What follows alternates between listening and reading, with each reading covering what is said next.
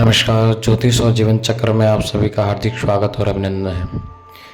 गुरुदेव से आज्ञा लेते हुए आज अपन बात करते हैं बजरंग बाण की।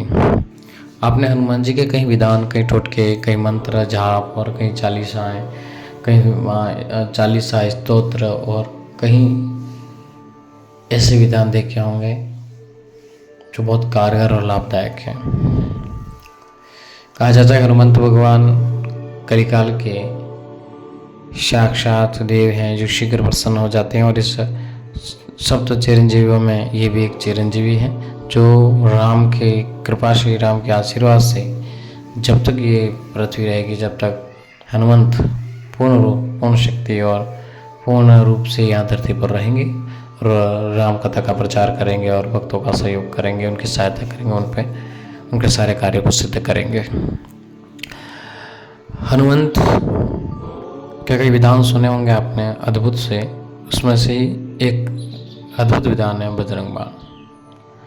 बजरंग बाण का पाठ कैसे करना चाहिए, क्या विधान है, क्या नियम उसमें रखने चाहिए और कब करना चाहिए, किस परिस्थिति में करना चाहिए, उस विषय में आज हम एक छोटे से वीडियो में चर्चा करते हैं। माता रानी की कृपा से आप लोग सभी लोग स्वस्थ और मस्त होंगे, इस कामना के साथ में आइए हम बजरंग बाण के बारे में जानते हैं। बजरंग बाण नाम ही बजरंग बाण है। बाण का मतलब तीर, और तीर छोड़ने पर सीधा वार करता है, यानी कि बाण को छोड़ने के समान ही बजरंग बाण का पाठ करना इतना लाभकारी और इतना शक्तिशाली है। सबसे पहले हम जान लें कि बजरंग बाण को करने के लाभ क्या हैं, फिर जानेंगे नुकसान क्या है, और फिर जानेंगे किस विधान से कब करना चाहिए और कितने दिन करना चाहिए।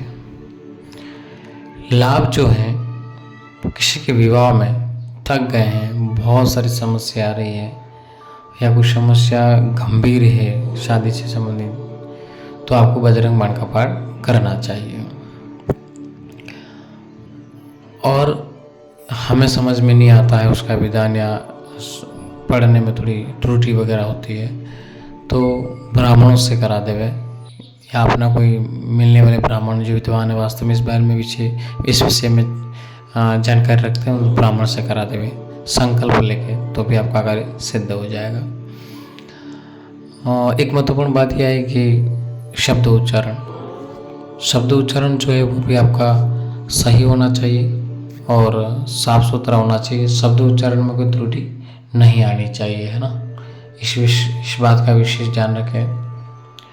तीसरा लाभ इसका ये है कि आपके कोई ग्रह दोष चल रहे हैं खराब, उनकी वजह से आप परेशान हो रहे हैं, नवग्रहों के किसी अंतर्दशा, महादशा या कोई गोचर ग्रह में है या कोई कुंडली का ऐसा अनिष्ट ग्रह है, वो आपको थोड़ा परेशान कर रहा है, नुकसान दे रहा है, तो उसकी भी शांति होती है, ना कि उसका भी ग्रहों को शांति कर तो करना ही चाहिए, लेकिन साथ में ही बजरंग बाण करने से उस पर कंट्रोल रहता है और थोड़ी शांति मिलती है, रिलैक्स मिलता है। चौथा फायदा बजरंग बाण से करने से ये है कि बजरंग बाण करने से हमारे जो शत्रु हैं उनका दमन हो जाता है।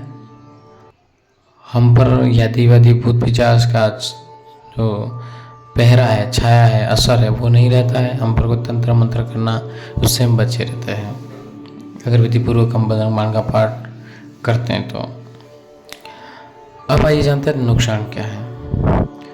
हम लोग क्या हैं, किसी यूट्यूब से देख करके, कहीं किताब से देख करके, बिना गुरु के, बिना किसी टीचर के, बिना किसी पंडित के या किसी जानकार व्यक्ति के बिना राय लिए, बिना मार्गदर्शन लिए, बिना हम सीधा उस चीज़ को करने लग जाते हैं। कहीं पढ़ करके उसमें अच्छाई लिखिए 2-4 तो अपन उसको करने लगे, उसको जांचे बिना, परीक्षण किए बिना करने लग जाते हैं।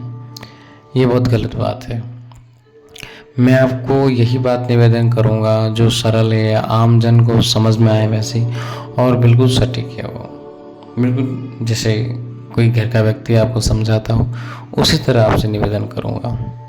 बजरंग बाण को करने से पहले ये सोच लेना चाहिए मेरा संकल्प क्या है। आप किसी व्यक्ति के अनिष्ट भाव को लेकर के करते हैं या किसी दुश्मन को नुकसान पहुंचाने के लिए करते हैं, तो वो दुश्मन तो उसका जो कर्म होगा वो प्रभु करेंगे, लेकिन उसका भयंकर परिणाम आपको भुगतना पड़ेगा। एक बात ये याद रखें।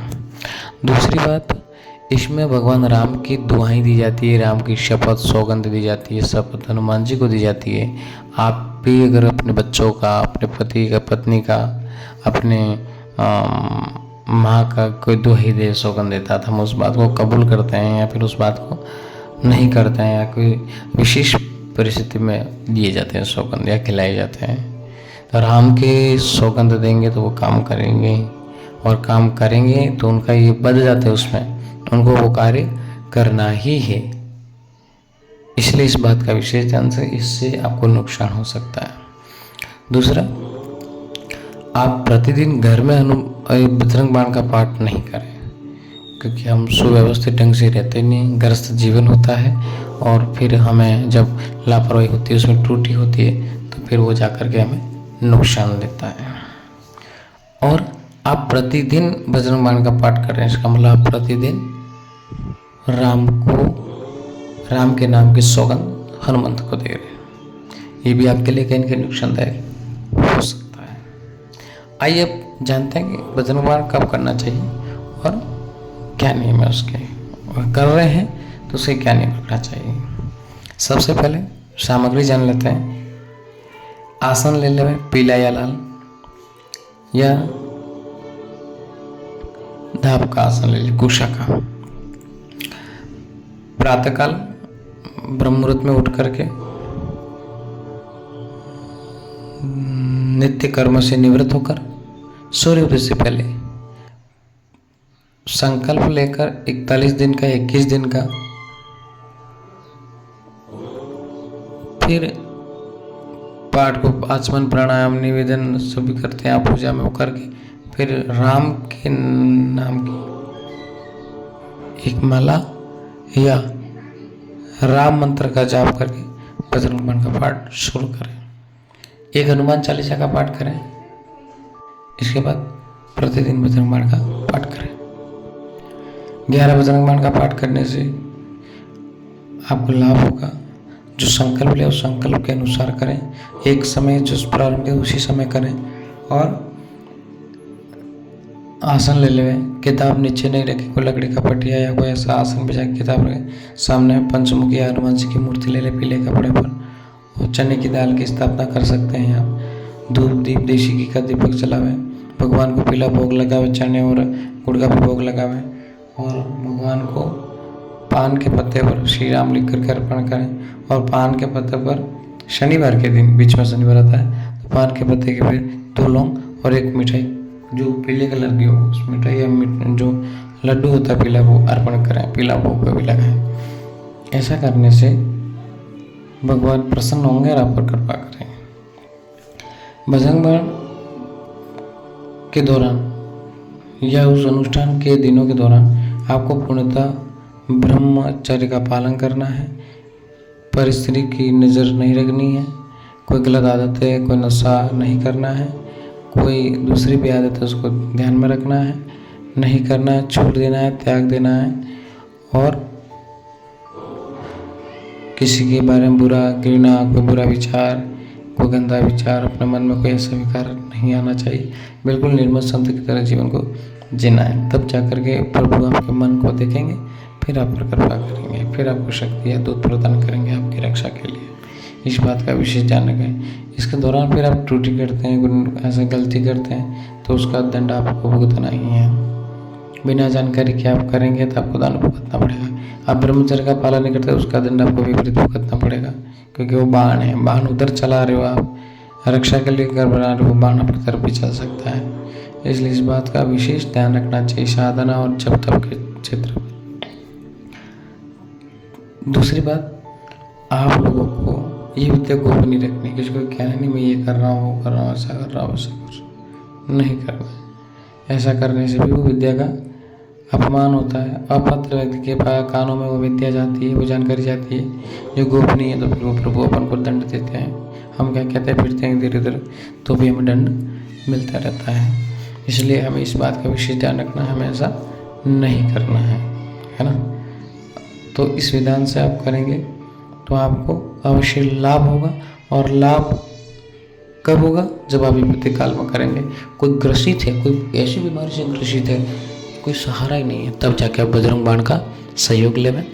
जब आपको लगता है कि बिल्कुल सगाई हो ही नहीं रही है, कोई संबंध नहीं हो रहा है, विपत्ति में खड़े, तब जाके बजरंग बाण का लीजिए सहयोग। या फिर कोई कोर्ट कचहरी है या फिर कोई ऐसा परिस्थिति अपने सामने खड़ी हो गई है, अपन सत्य हैं, अपन सत्य पे हैं, तो ये विद्या काम करेगी। ये विशेष बात ध्यान रखें, अपन सत्य हैं, सत्य के मार्ग पर चल रहे हैं, तब जा कर के फंस रहे हैं या नुकसान हो रहा है, तब जा कर के बजरंग बाण का ये सहयोग लें। वो भी प्रभु से क्षमा प्रार्थना करने के बाद करके तब जाके आपको सहयोग मिलेगा, आप पर कृपा हो गई, है ना। फिर आप करते रहेंगे, फिर कहोगे मेरे को करने से तो मुझे नुकसान हुआ, फायदा तो नहीं हुआ, फिर आप प्रभु को दोष देंगे या अपने गुरु को दोष देंगे। ये बात गलत है। अब विधान जान लीजिए सही, और सही विधान जानने के बाद में बिना किसी लालच के केवल मनोकामना पूर्ति के लिए करेंगे, आपको अवश्य लाभ होगा। भगवान राम, हनुमंत भगवान आप पर कृपा करें, इसी कामना के साथ में।